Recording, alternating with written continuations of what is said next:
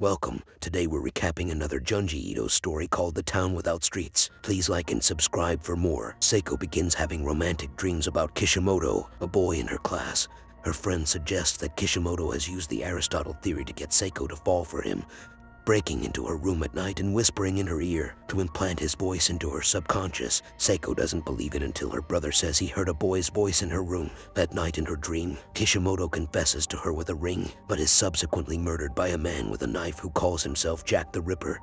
When she awakes, she finds an empty jewelry box beside her, and Kishimoto is found disemboweled on the street that day. Seiko's family starts behaving strangely towards her, constantly drilling holes in her walls and ceiling to spy on her.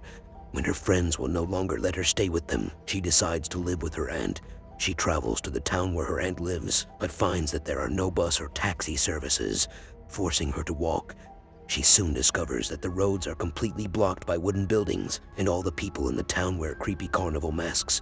Eventually, a man offers her help, and she finds out that he's going the same way as her. The man explains that the townspeople woke up to find the buildings had mysteriously appeared. When people tried to take them apart, they would reappear good as new. Now there are no streets left, and everything is covered in the buildings. People have to walk through them to get anywhere, even though this means frequently going through others' houses. He and Seiko are interrupted when they come to a house whose owners have blocked the door.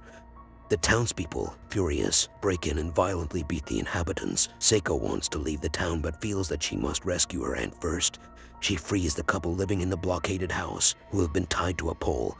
They tell her the masks are worn to preserve some illusion of privacy and to protect everyone from the strange new inhabitants of the town. Seiko's aunt lives in an area where there are many stabbings and where the strange people have begun to gather. For her own protection, Seiko puts on a mask that one of the townspeople dropped. Her aunt is nothing like the person Seiko remembers. Aunt Tammy now walks around naked, doesn't wear a mask, and has peepholes drilled in all the walls and ceilings.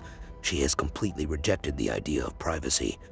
She wants Seiko to strip and eventually threatens her with a sharp knife. Seiko runs away but encounters strange creatures peeping through the walls.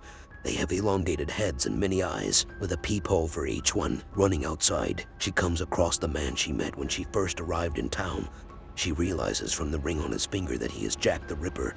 He confesses to killing Kishimoto and says that Seiko was his originally planned victim, but Kishimoto showed up at the last minute.